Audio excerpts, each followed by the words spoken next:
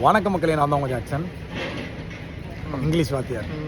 So இந்த video எதுக்குன்னு மெயினாக சொல்லிடுறோம். அது மாதிரி கடைசியில் ஒரு கிளாஸ் அனௌன்ஸ்மெண்ட்டும் கொடுக்க போகிறோம். கடைசி வர வீடியோ பாருங்கள்.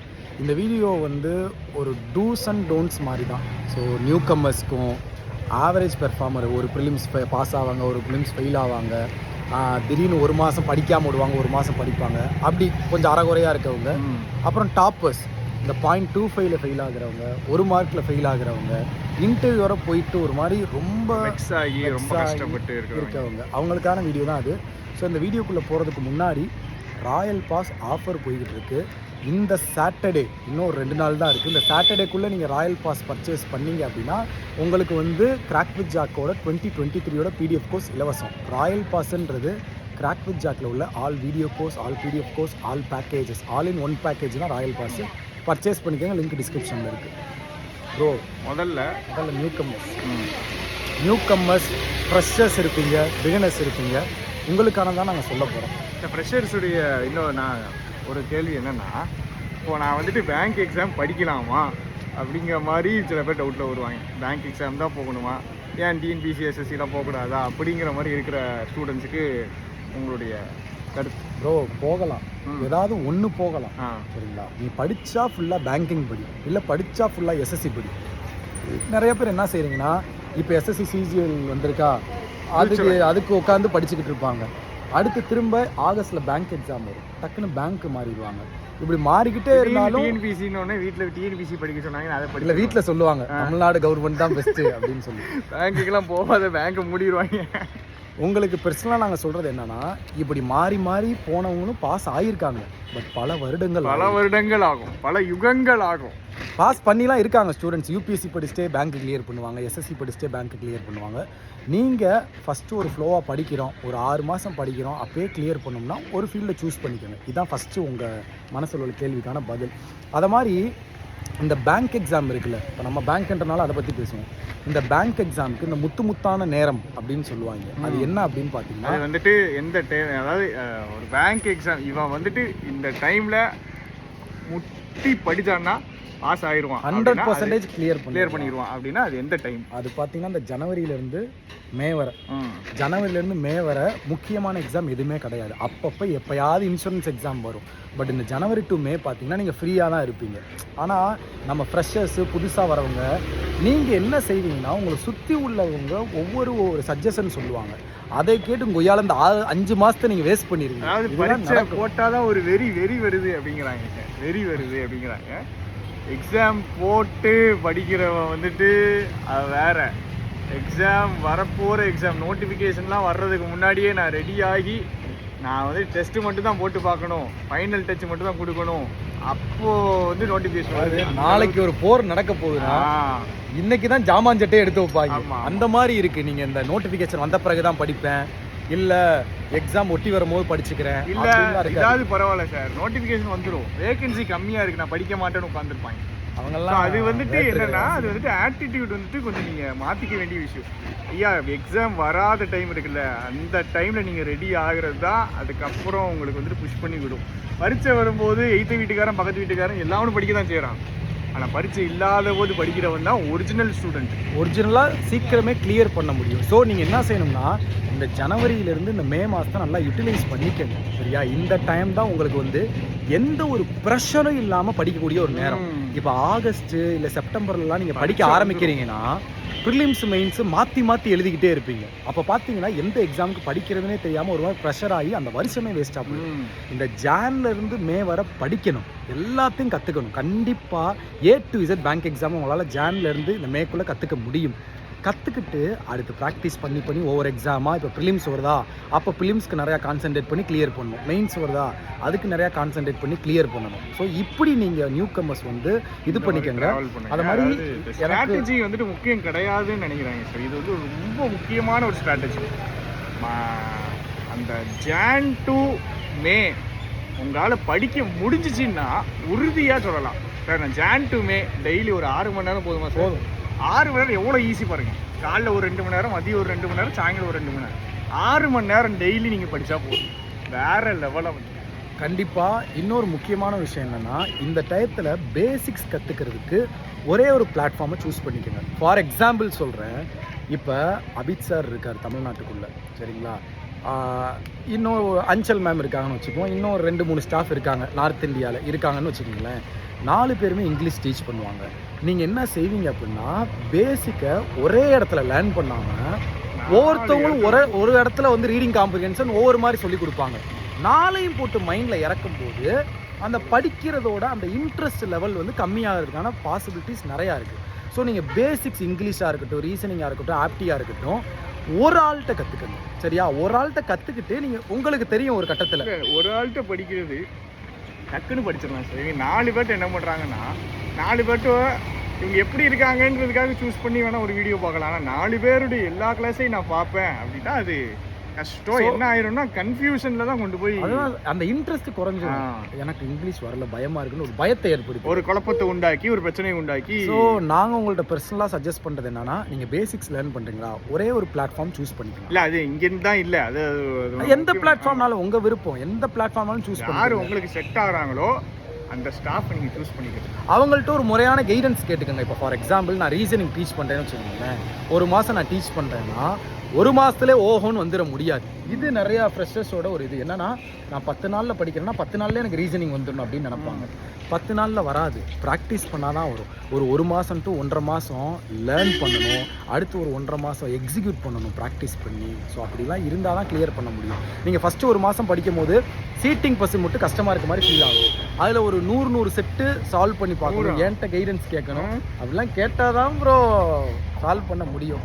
ஸோ ஃப்ரெஷ்ஷாவது பரவாயில்ல ப்ரோ, 10 நாளில் ஏதாவது பண்ணிடலாம். இங்கிலீஷ் வந்து ஆவணா தான் எழுத முடியும். அதுக்குள்ளே நான் 20 மால்கள் டக்குன்னு படிக்கணும் அப்படிங்கிறாங்க. கிரேட் திங்ஸ் டேக் டைம்னு ஒரு இருக்குது. அதாவது ஒரு விஷயம் பெருசாக ஆகணும்னா இந்த விஷயத்துக்கு நேரம் கொடுத்தா தான் நம்ம வந்துட்டு அதில் இது ஆக முடியும். அதை ப்ராக்டிஸ் பண்ணி பார்க்கணும். நீங்கள் சில பேர்லாம் வந்து ஓப்பனிங்கில் ஃப்ரெஷர்ஸ் ஆரம்பிக்கும் போதே இந்த ரீசனிங்கை மட்டும் நல்லா படிப்பாங்க. ஆமாம், அந்த மட்டுமே ஃபுல் டே எடுத்து உட்காந்து எனக்கு பேங்க் எக்ஸாம் வந்துருச்சு அப்படின்றாங்க. ரீசனிங் மட்டும் பேங்க் எக்ஸாம் இல்லை, எல்லா சப்ஜெக்ட்டுக்கும் ஈக்குவல் இம்பார்ட்டன்ஸ் கொடுக்கணும். அதை ஃபஸ்ட்டு தெரிஞ்சுக்கோங்க. நீங்கள் ஆரம்பத்துலேருந்து படிக்கும் போதே ரீசனிங், ஆப்டி, இங்கிலீஷ், ஜென்ரல் அவேர்னஸ் எல்லாமே சேர்த்து படிச்சிருங்க, சரியா? ஒரு சப்ஜெக்ட் உங்களுக்கு வருதுன்னு சொல்லி அதில் மட்டும் கான்சென்ட்ரேட் பண்ணாதீங்க. இதுதான் நிறைய ஃப்ரெஷர்ஸ் பண்ணுற தப்பு. செகண்ட், இந்த ஆவரேஜ் பெர்ஃபார்மன்ஸ். இவங்க பார்த்தீங்கன்னா ஒரு ப்ரிலிம்ஸ் பாஸ் ஆவாங்க, ஒரு ப்ரிலிம்ஸ் ஃபெயில் ஆவாங்க, ஒரு இது படிப்பாங்க, ஒரு இது படிக்க மாட்டாங்க. இவங்க மெயினாக பண்ணுற தவறு என்ன தெரியுமா? இப்போ டிசம்பர் SBIPO ப்ரிலிம்ஸ் வந்து எழுதியிருப்பாங்க, நம்ம பாஸ் ஆக மாட்டோம், ஆசமாக போயிடும் நினச்சிக்கிட்டு இருப்பாங்க. திடீர்னு மெயின்ஸ் கிளியர் பண்ணிடுவாங்க. இப்படி தான் நிறைய எக்ஸாம் பண்ணிக்கிட்டு இருக்காங்க இந்த ஆவரேஜ் பெர்ஃபார்மன்ஸ்லாம். நீங்கள் என்னன்னா ஒரு எக்ஸாம் எழுதுறீங்க, ரிசல்ட் வராதுன்னு நினச்சி ஒரு ஹோப்பே இல்லாமல் அப்பப்போ படிக்கிறீங்க. ரிசல்ட் வந்த பிறகு வெறித்தனமாக படிப்பீங்க, ஆனால் அப்போ மெயின்ஸ்க்கு டைம் இருக்காது. திடீர்னு அதில் கோட்டை விட்ட பிறகு SBIக்காரன் சும்மா இருக்க மாட்டான். சோதிக்கிறதுக்குனே 10 நாளில் மெயின்ஸ் வைப்பான்.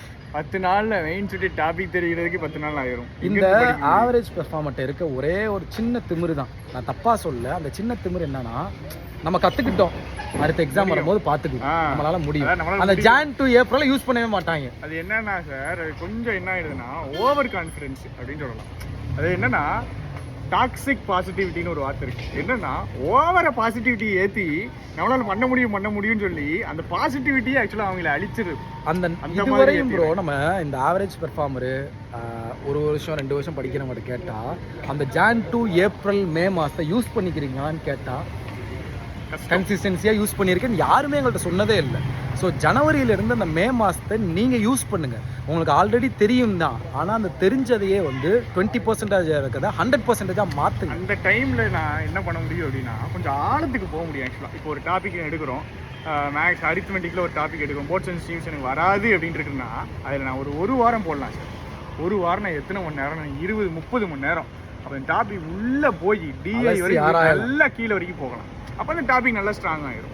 அதாவது நம்ம வீக்காக இருக்கிறத ஸ்ட்ராங் பண்ணணும் அந்த 5 மாதத்துக்கு. அந்த டைமில் தான் பண்ண முடியும், நல்ல கீழே போய் பண்ண. ஏன்னா நம்ம ஆகஸ்ட்லேருந்து டிசம்பர் வரை எக்ஸாம் வந்துக்கிட்டே இருக்கும். அதில் நம்ம தெரிஞ்சதை தான் ஸ்ட்ராங் பண்ணிக்கிட்டே இருப்போம், தெரியாதுக்குள்ள நுழைய மாட்டோம், போக மாட்டோம். இப்போ நம்ம போயிட்டு புது டாபிக் ஏதாவது போட்டோம்னு வச்சுக்கோங்க, ஓடாது, வண்டி ஓடாது. ஆனால் பழசு ப்ராக்டிஸ் பண்ணணும்னா இப்போ ஓடுது. அதே மாதிரி அந்த டைம் தான் புதுசாக படிக்கிற டைமு, புதுசாக ஏற்றுற டைமு. எது உங்களுக்கு வரல, எதுனால ஃபெயில் ஆனீங்க, எது உங்களுக்கு நெகட்டிவ், எது உங்கள் வீக்னஸ், அதெல்லாம் அனலைஸ் பண்ணி. நம்ம ஆள் எப்படி அனலைஸ் பண்ணுறாங்க சார்? எனக்கு ரீசனிங் வராது, ஒரே வாரத்தில் முடிச்சிடுறாங்க. எனக்கு இங்கிலீஷ் வராது அப்படின்னு முடிச்சிடுவாங்க. இப்போ நான் கேட்பேன், உனக்கு இங்கிலீஷ் வராதா இல்லை ஒகேப்ஸ் வராதா, இங்கிலீஷ் வராதா, இல்லை கிராமர் வராதா, தெளிவாக சொல்லணும். எனக்கு வந்துட்டு இங்கிலீஷில் இத்தனை அட்டெம்ப்ட் வருது, இன்னும் இத்தனை அட்டெம்ப்ட் நான் ஏற்றணும்னா நான் இன்னும் கிராமர் ஸ்ட்ராங் பண்ணணும், இல்லை கிராமரில் பாதி ஸ்ட்ராங் பண்ணணும். இந்த மாதிரி தெளிவாக அந்த ஸ்பெசிஃபிக்காக உங்களுக்கு அனாலிசிஸ் பண்ணணும். எது நமக்கு எந்த டாபிக் வரலன்னு அனாலிசிஸ் பண்ணி அதை எடுத்து அதில் வெறித்தனமாக ப்ராக்டிஸ் பண்ணுங்க. இந்த ஆவரேஜ் பெர்ஃபார்மன்ஸ் கண்டிப்பாக டாப்பர்ஸ். ஏன்னா அந்த ஆவரேஜ் பெர்ஃபார்மர் இருக்குது சார், 5 மார்க் வேணும் சார், அவ்வளோதான். அவன் எல்லா மெயின்ஸும் பாருங்க 2 மார்க்கில் போதுமா, அடுத்த மெயின்ஸ் 3 மார்க். டாப்பர்ஸ் சொல்றீங்களா? ஆவரேஜ் இந்த பிலிம்ஸ்ல சம் பிலிம்ஸ் பாஸ் ஆவாங்க, சம் பிலிம்ஸ் 5 மார்க்ல போகுது. அப்படியே அப்ப எங்க போகுது அப்படிங்கிற ஏரியாவை பார்த்து டக்குன்னு ஏத்திக்கங்க. ஃபைனலா நம்மளுடைய டாப்பர்ஸை பொறுத்த வரைக்கும் பார்த்தீங்கன்னா வந்து அவங்க அடிச்சாங்கன்னா எல்லா எக்ஸாமும் அடிப்பாங்க.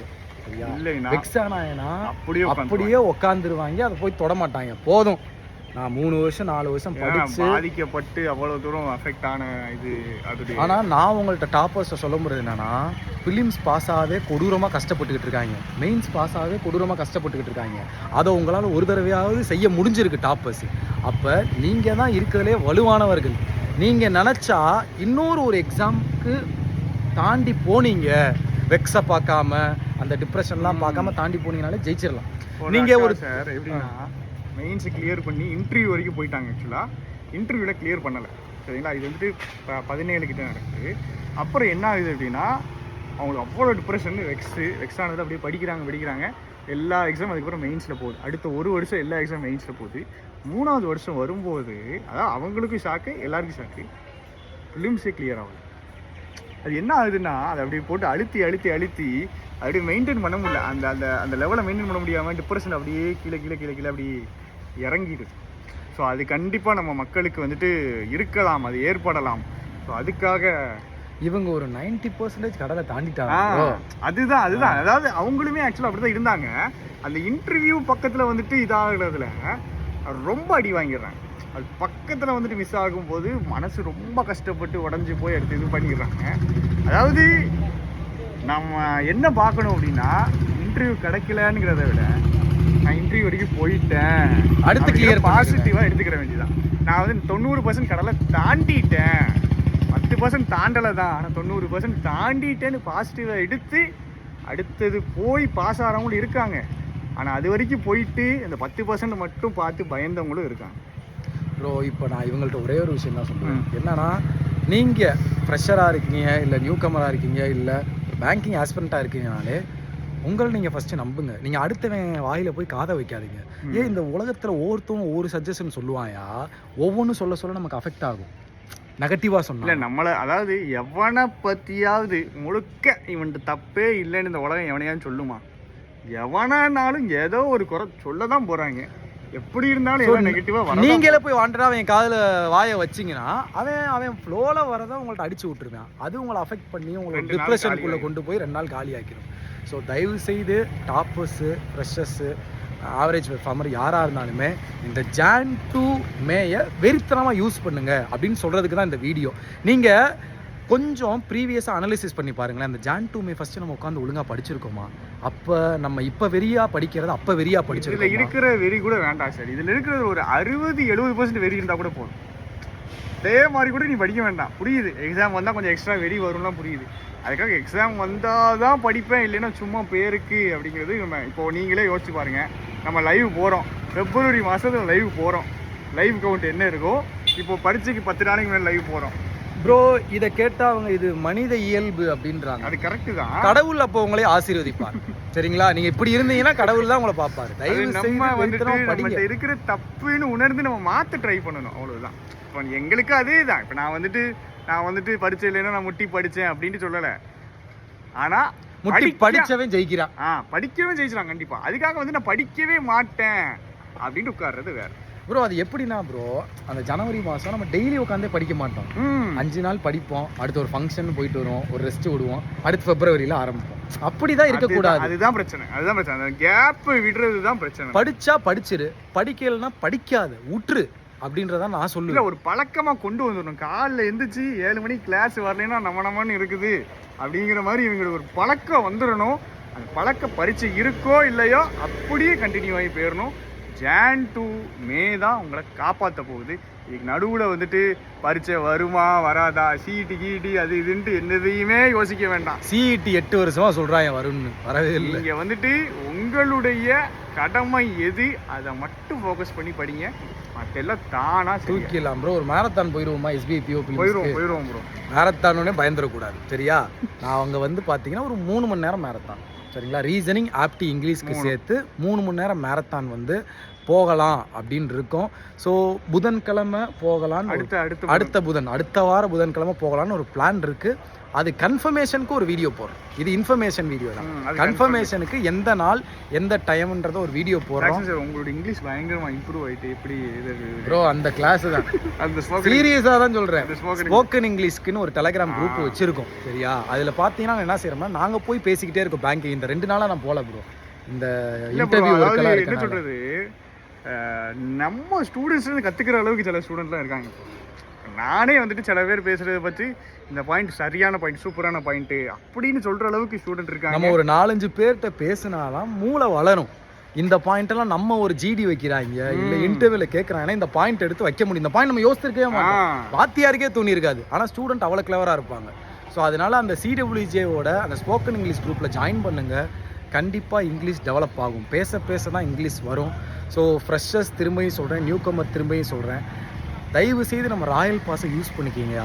நாங்கள் வந்து ராயல் பாஸில் எதுவுமே இல்லாமல் உங்கள்ட்ட திணிச்சு விடணும்னு சொல்லலை. அவ்வளோ விஷயம் இருக்குது ராயல் பாஸில். இங்கிலீஷ்க்கெலாம் வீடியோ கோர்ஸ் தரமாக எடுத்திருக்காரு.